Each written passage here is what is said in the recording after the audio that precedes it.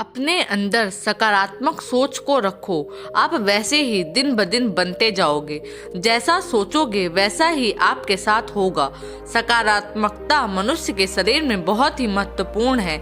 ऐसा गौतम बुद्ध ने कई सालों पहले अपने शिष्यों से क्यों कहा था, इसके पीछे का क्या रहस्य है, आज इसी रहस्य को हम गौतम बुद्ध की कहानियों के माध्यम से जानेंगे।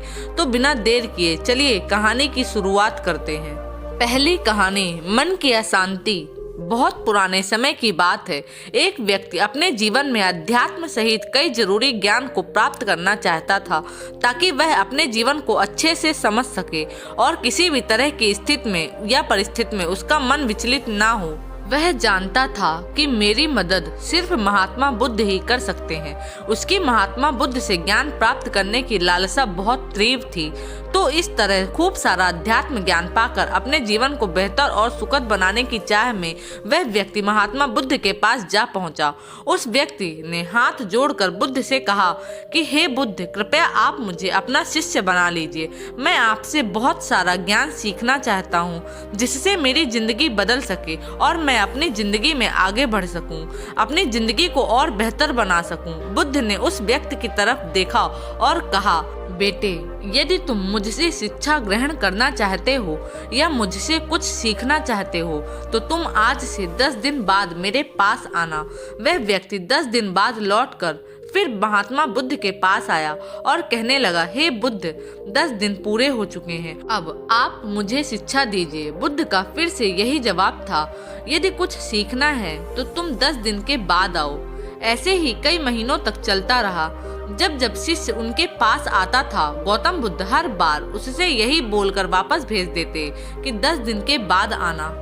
आखिरकार शिष्य के सब्र का बांध टूटा। हार मानकर इस बार शिष्य ने गौतम बुद्ध से पूछ ही लिया, हे बुद्ध, मैं जब भी 10 दिन बाद आता हूँ, आप हर बार मुझे वापस भेज देते हो। मुझे आपके ज्ञान की बहुत आवश्यकता है, कृपया मुझे ज्ञान दीजिए, मैं कुछ सीखना चाहता हूँ। तो इस पर बुद्ध ने उस व्यक्ति से कहा, ठीक है पुत्र, पहले जाओ एक गिलास पानी लेकर आओ। वह व्यक्ति उनके कहे अनुसार एक गिलास पानी लेकर आया। इसके बाद बुद्ध ने कहा कि जाओ एक गिलास पानी और लेकर आओ। वह उनके कहे अनुसार एक और पानी से भरा गिलास ले आया। अब महात्मा बुद्ध ने कहा कि पहले वाले गिलास में कुछ मिट्टी डाल दो। व्यक्ति ने बिना कोई सवाल पूछे वैसा ही किया जैसा बुद्ध ने कहा। मिट्टी डालते ही पहले गिलास का पानी पूरी तरह दूषित और गंदा हो गया। अब महात्मा बुद्ध ने उस व्यक्ति से कहा कि इस पहले गिलास का पानी दूसरे गिलास में डाल दो। इस पर वह व्यक्ति बोला, महाराज जी, यदि मैंने ऐसा किया तो पहले एक गिलास का पानी न सिर्फ बाहर ही गिरकर व्यर्थ हो जाएगा, बल्कि पानी गंदा भी हो जाएगा। पहला गिलास पहले से ही जल से भरा हुआ है, उसमें अब दूसरे गिलास का पानी भला कैसे समा सकता है। इस पर महात्मा बुद्ध मुस्कुराए और बोले, यही हम आपको समझाना चाहते हैं कि तुम अभी ज्ञान अर्जित करने के योग्य नहीं हो, क्योंकि तुम्हारा मन उस भरे हुए गंदे पानी के गिलास की तरह है, जो पहले से ही तरह तरह के फालतू व बुरे ज्ञान से भरा हुआ है। तो ऐसे में मेरे द्वारा दिया गया ज्ञान भला तुम्हारे मन में कैसे समा सकता है। यदि मैंने ज्ञान देना शुरू किया तो वह ज्ञान न सिर्फ व्यर्थ जाएगा, बल्कि स्वयं दूषित भी हो जाएगा। अतः तुम्हें सही ज्ञान प्राप्त करने के लिए और अध्यात्म ज्ञान को समझने से पहले तुम्हें अपना मन उन गलत और नकारात्मक विचारों से खाली करना होगा जो तुम्हारे मन में भरे पड़े हैं। अध्यात्म ज्ञान को हासिल करने के लिए मन का पूरी तरह से खाली होना अनिवार्य है। यदि तुम खुद से यह बात कहते रहोगे कि तुम्हें हर बात का ज्ञान है, तो तुम कभी भी कुछ नहीं सीख सकते। इसलिए पहले गिलास के पानी को तुम खाली करो, तभी तुम दूसरे गिलास का पानी डालोगे तो ही उसमें समा पाएगा। इसी प्रकार तुम दिमाग को खाली करो, अपने मन के पुराने विचारों को बाहर निकालो। अब वह व्यक्ति बुद्ध के बातों को समझ गया और उनसे पहले वाले गिलास के पानी को खाली करके नई चीजें सीखने की ठान ली। दोस्तों, इस कहानी से हमें सीख मिलती है कि हमारा दिमाग एक पैराशूट की तरह है। पैराशूट जब तक खुलता नहीं है तब तक किसी काम का नहीं होता। उसी तरह हमारा दिमाग खुलने पर ही काम कर सकता है और कामयाबी की नई नई उड़ानें भरता है। इसलिए आपके दिमाग में जो भी फालतू के विचार हैं उसे खाली कीजिए, तभी आप अपने जीवन में नई बातों को सीखकर अपने जीवन को बदल सकेंगे। तो दोस्तों चलिए अब हम बढ़ते हैं गौतम बुद्ध की दूसरी रहस्यमयी कहानी की तरफ। दूसरी कहानी, अधूरा ज्ञान बहुत हानिकारक होता है। यह कहानी सुनने के बाद से जीवन में कभी भी हार नहीं मानोगे।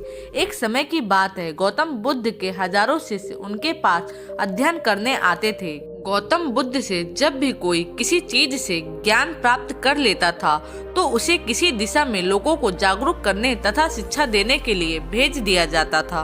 बुद्ध का एक शिष्य बुद्ध के आश्रम में लगभग 6 सालों से था। वह शिष्य महात्मा बुद्ध के पास आया और बुद्ध से कहा, मुझे यहाँ आए लगभग 6 साल हो गए। मेरे बाद कितने शिष्य यहाँ पर आए, उनमें से सभी शिष्य को आपने ज्ञान देने के लिए किसी न किसी दिशा में भेज दिया, लेकिन मुझे अभी तक नहीं भेजा। आखिर ऐसा क्यों?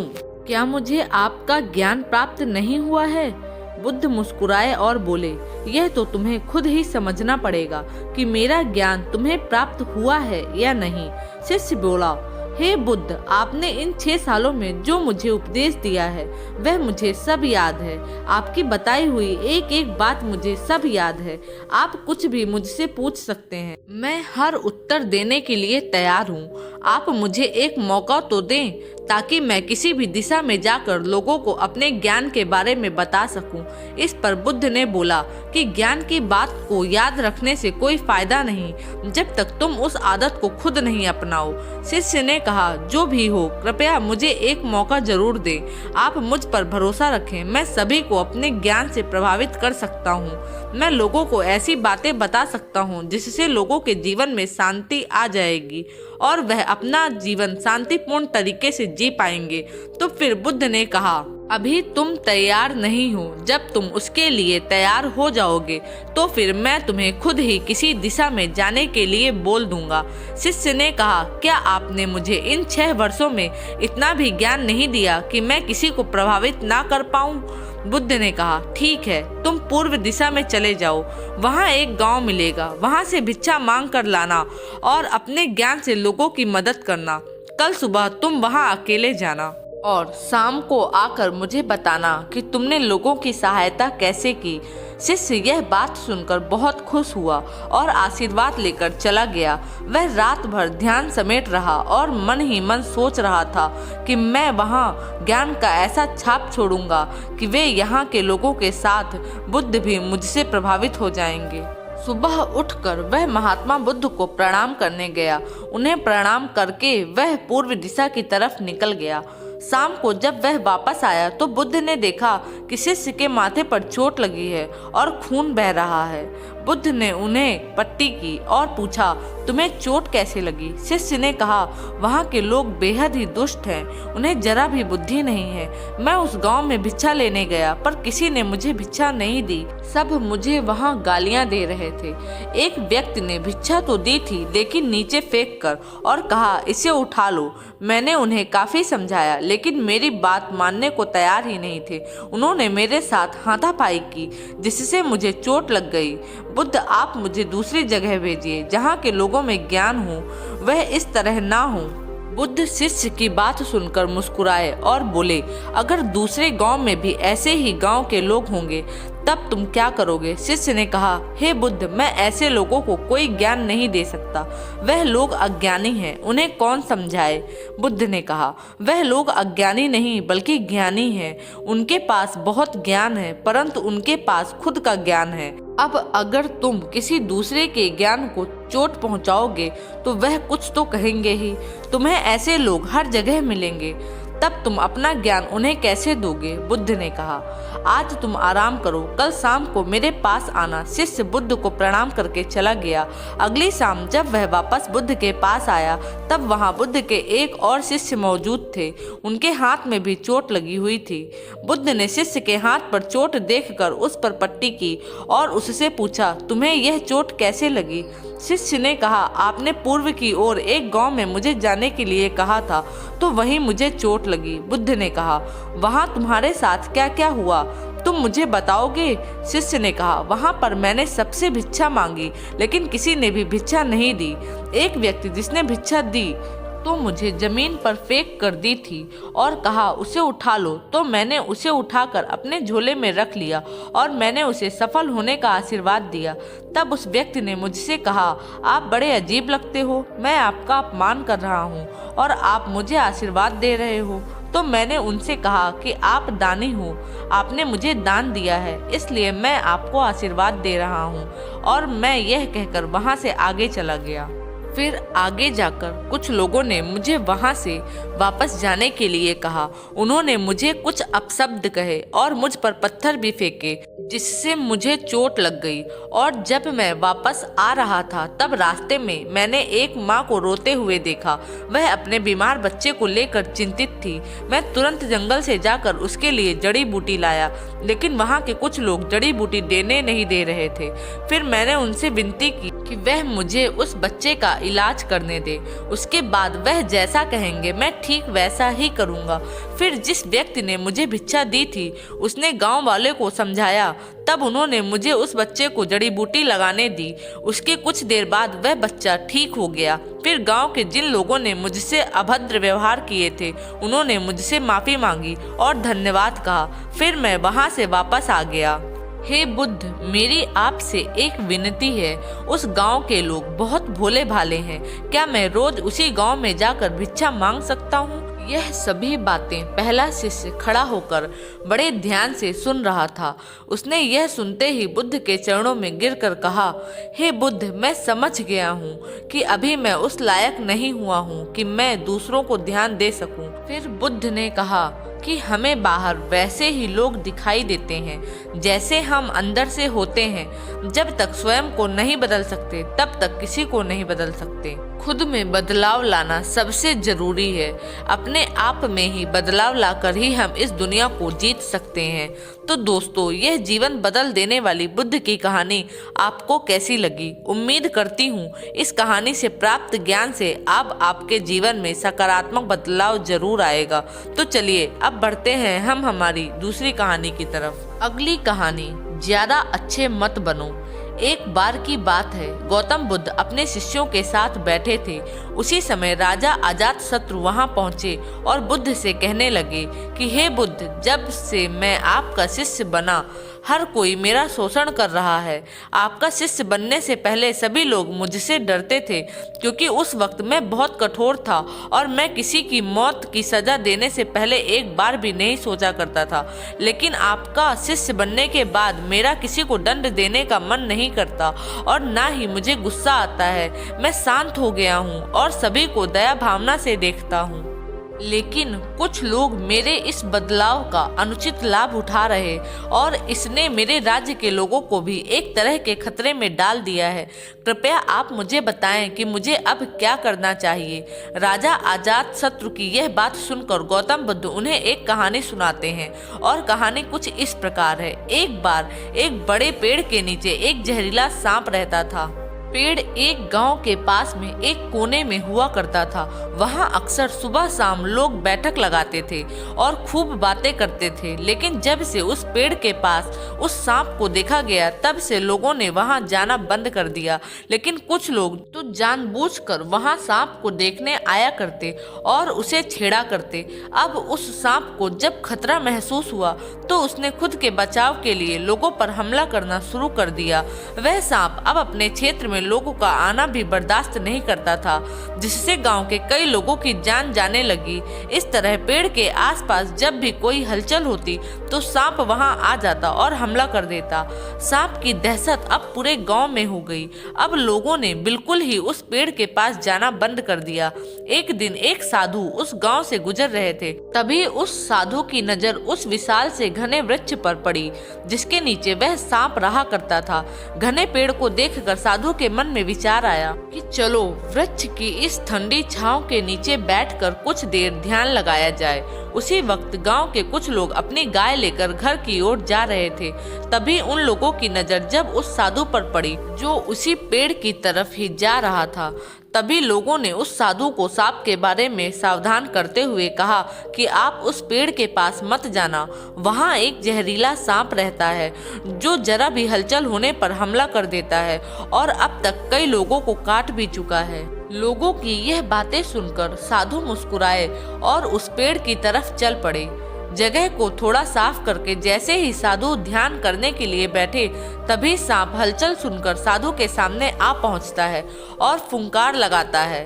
फुंकार की आवाज सुन साधु की आंखें खुलती हैं और वह सांप को देखने लगते हैं। वह सांप की आंखों में देखते हुए एक मंत्र बोलते हैं और मुंह से फूंक मारते हैं। तभी चमत्कारी रूप से वह सांप साधु से बात करने लगा। अब दोनों एक दूसरे की भाषा को समझ सकते थे। सांप साधु से कहता है, हे मनुष्य, क्या तुम मुझसे नहीं डरते? क्या तुम नहीं जानते यह मेरा क्षेत्र है और यहाँ आने की किसी की हिम्मत नहीं है? साधु ने करुणा से कहा, मित्र, इसमें डरने की क्या बात है? मैं किसी चीज से नहीं डरता, क्योंकि जब मैं जीने का लोभ ही नहीं रखता तो मुझे मृत्यु से क्या डर। सांप साधु की यह बातें सुनकर चौंक गया, क्योंकि सांप की इससे पहले ऐसे लोगों से मुलाकात हुई थी जो उसको मारना चाहते थे या उसके डर से भाग जाते थे, लेकिन वह ऐसे व्यक्ति से कभी नहीं मिला था जो उससे नहीं डरता। सांप साधु से इतना प्रभावित हुआ कि वह साधु के चरणों में पड़ गया और बोला, हे प्रभु, आप बिल्कुल सही कह रहे हैं। आज तक मैंने जो कुछ भी किया है अपनी जान बचाने के लिए किया है। अपने क्रोध के चलते न जाने कितने निर्दोषों की जान भी मैंने ली है। इसके बाद साधु ने सांप को बहुत सी बातें समझाकर वहां से चला गया। साधु की बात से प्रभावित होकर सांप ने निश्चित किया कि आज से वह किसी को नहीं काटेगा। वह अपने क्रोधी स्वभाव को त्याग देता है, दूसरों को काटना बंद कर देता है, लेकिन इसका नतीजा उल्टा निकलता है। जब लोगों ने देखा कि सांप ने लोगों को तो काटना बंद कर दिया, तो लोग उसका फायदा उठाने लगे। जो उससे दूर भागते थे वह उसके पास आने लगे और सांप को परेशान करने लगे। बच्चे उस पर पत्थर मारने लगे, जिससे सांप आए दिन हमेशा परेशान और घायल रहता था। वह बहुत दुखी था, क्योंकि वह अपने जीवन का सबसे कठिन समय बिता रहा था। एक बार वह साधु फिर से उस गांव में आए। वह उसी पेड़ के नीचे बैठ गए। तभी साधु की नजर उस दयनीय सांप पर पड़ी, तो साधु ने सांप से पूछा कि मित्र, तुम्हारी यह हालत कैसे हो गई? तुम इतने घायल और इतनी दयनीय स्थिति में कैसे आ गए? सांप ने कहा, जब से आपने मुझे अपने हिंसक स्वभाव को छोड़ने के लिए कहा, तब से मैंने निश्चय किया कि अब मैं किसी पर हमला नहीं करूंगा। मैंने क्रोध करना छोड़ दिया और शांति को अपना लिया, जिसका नतीजा ये हुआ कि लोग मुझे परेशान करने लगे, दुर्व्यवहार करने लगे। कोई पत्थर से मारता है तो कोई डंडे से पीट कर चला जाता है। सांप की बात सुनकर साधु ने कहा, मित्र, मैंने तुमसे कहा था कि बेवजह दूसरों को मत काटो, लेकिन मैंने तुम्हें तुम्हारी आत्मरक्षा के लिए हमला करने से नहीं रोका था। कहानी सुनाने के बाद बुद्ध ने राजा से कहा, हे राजन, तुमने भी मेरी बात गलत तरीके से अपनाई। मैंने आपसे अपने कर्तव्य को छोड़ने के लिए कहा था, किंतु आप अपने कर्तव्य से भी विमुख हो गए। आप एक राजा हैं। पूर्ण रूप से साधु की तरह व्यवहार करना आपको खतरे में डाल सकता है। तुम्हें सिर्फ अंदर से साधु की तरह रहना है और बाहर से राजा की तरह, ताकि जरूरत पड़ने पर खुद की प्रजा की और राज्य की रक्षा कर सको। दोस्तों, बिल्कुल ऐसे ही जंगल में होता है। जो सबसे सीधा पेड़ होता है उसको सबसे पहले काटा जाता है, और यही कानून दुनिया के लोगों पर भी लागू होता है। अच्छे भोले भाले लोगों का खूब फायदा उठाया जाता है। अच्छे लोगों को जिंदगी में अनेकों दुखों का सामना करना पड़ता है, इसलिए कभी किसी को अपना फायदा मत उठाने दो। लोगों को उनकी मर्यादा में रखने के लिए खुद को परिस्थिति के अनुसार बदलना सीख जाइए, अन्यथा आपका हाल भी उस घायल सांप की तरह हो जाएगा। तो दोस्तों, उम्मीद करती हूँ आज महात्मा बुद्ध की इस कहानी से आपको अनमोल सीख प्राप्त हुई होगी। तो अब चलिए चलते हैं हमारी अगली कहानी की तरफ। सही समय का इंतजार करो। एक बार की बात है, गौतम बुद्ध अपने शिष्यों के साथ एक गांव से दूर किसी बड़े नगर की तरफ जा रहे थे। गर्मी के दिन थे और रास्ता भी बहुत लंबा था। गौतम बुद्ध अपने शिष्यों के साथ बहुत देर से चल रहे थे, जिस वजह से उन्हें बहुत प्यास लगी थी।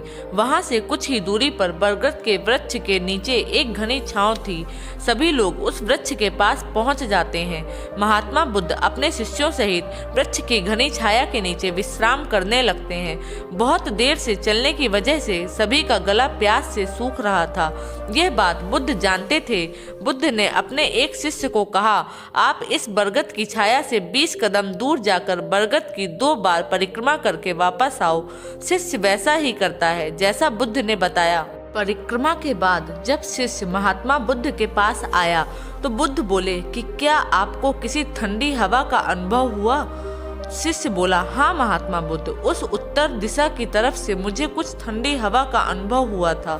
शिष्य की यह बात सुनकर महात्मा बुद्ध शिष्य से तुरंत बोले कि उसी दिशा में चले जाओ, जरूर वहां से कुछ ही दूर पर एक तालाब अवश्य मिलेगा, उस तालाब से सबके लिए पानी ले आओ। शिष्य उसी दिशा में जब कुछ दूर जाता है तो वहां सच में एक तालाब होता है। तालाब देख शिष्य बहुत प्रसन्न होता है और तालाब के निकट जाकर जैसे ही तालाब से पानी भरने वाला होता है तभी शिष्य की नजर वहां दूर तालाब में कपड़े धो रही कुछ स्त्रियों पर जाती है। यह देख शिष्य मन में सोचते हैं कि पानी तो गंदा हो गया है, लेकिन जब शिष्य ध्यान से तालाब के पानी को देखते हैं कि अभी भी तालाब का कुछ पानी साफ है, इतने में 2 बैलगाड़ी तालाब के किनारे से होती हुई निकल जाती है।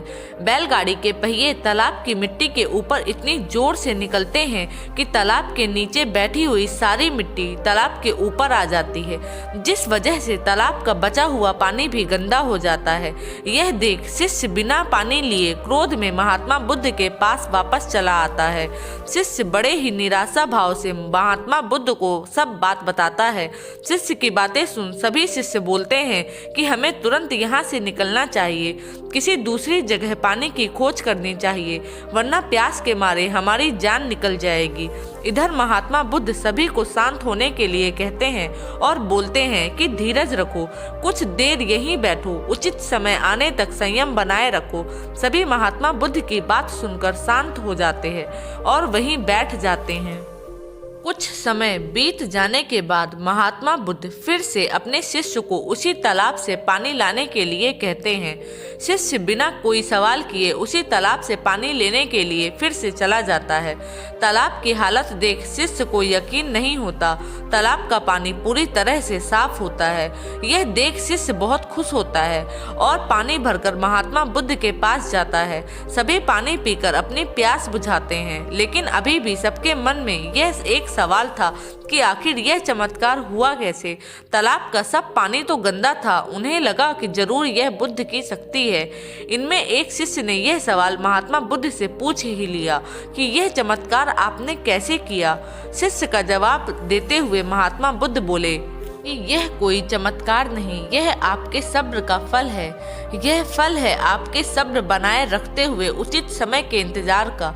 जितनी देर हम सब लोगों ने सब्र किया, उतनी देर तक तालाब के पानी के ऊपर तैर रहे सभी गंदे तत्व और मिट्टी तालाब के पानी के नीचे बैठ रहे थे। फिर कुछ देर बाद जब शिष्य वहां तालाब के पास पहुंचा, तब तक सब दूषित कण नीचे बैठ चुके थे, जिस वजह से तालाब का पानी पहले की तरह साफ हो चुका था तथा तालाब साफ दिखाई दे रहा था। यदि उस समय आप लोगों ने सब्र ना किया होता, धैर्य ना रखा होता, तो आप सब इतनी गर्मी में पानी की खोज में प्यासे रहकर शायद अब तक मृत्यु को प्राप्त हो जाते, क्योंकि यहाँ से अगला कोई तालाब है या नहीं, और होगा भी तो क्या पता उसका पानी साफ होगा या नहीं। इन सब कारणों से आप कभी प्यास ना बुझा पाते और प्यासे ही मर जाते।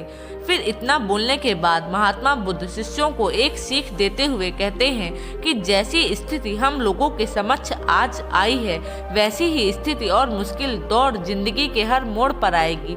तब उस समय भी आपको ऐसे ही संयम बनाए रखना है और अपने विवेक से काम लेते हुए उस उचित फैसले के साथ सही नतीजे पर पहुंचना होगा। हर मुश्किल दौर में ऐसे ही सब्र रखते हुए, ऐसे ही शांत मन से ही कोई फैसला लेना चाहिए जिसका आपके और दूसरों के लिए अच्छा हो, क्योंकि ऐसी स्थितियों में लोग अक्सर गुस्से में आकर अपना सब्र खो देते हैं और गुस्से तथा जल्दबाजी में गलत काम और फैसला कर बैठते हैं, जिसका बुरा परिणाम उनको भविष्य में देखने को मिलता है। जिसमें खुद का नुकसान अधिक होता है। कुछ परिस्थितियां जीवन में ऐसी होती हैं जहां हमें सब्र बनाए रखते हुए उचित समय का इंतजार करना होता है, लेकिन लोग अक्सर यहीं पर अपना सब्र खो देते हैं और उचित समय आने का इंतजार नहीं करते, जिस वजह से उनको आगे चलकर दुख और मुश्किलों का सामना करना पड़ता है। हमारे द्वारा लिया गया आज का फैसला हमारे आने वाले कल की खुशी और दुख को निश्चित करता है। सही समय के इंतजार से हमें अपने जीवन में बहुत कुछ सीखने को मिलता है। हमें अपने जीवन की उन अनमोल बातों और ज्ञान का बोध होता है जो हमें हमारे जीवन में बहुत काम आती हैं। अक्सर इंसान जिंदगी में आने वाली परेशानियों के बारे में सुनकर बहुत परेशान हो जाता है, तो ऐसे में हमें ऐसी बहुत कुछ ज्ञानवर्धक बातें सीखने को मिलती हैं जो जीवन की मुश्किलों का सामना करने की ताकत देती हैं। यह इंसान के मन में एक ऐसा सकारात्मक ऊर्जा का संचार करती हैं जो मन में बनने वाली नकारात्मक ऊर्जा को खत्म कर इंसान को सही राह की तरफ अग्रसर करती है। दोस्तों, मुझे उम्मीद है कि यह कहानी सुनने से आपके जीवन में अच्छे बदलाव आए होंगे। आपको ये कहानियाँ कैसी लगी नीचे कमेंट बॉक्स में कमेंट करके जरूर बताएं। धन्यवाद।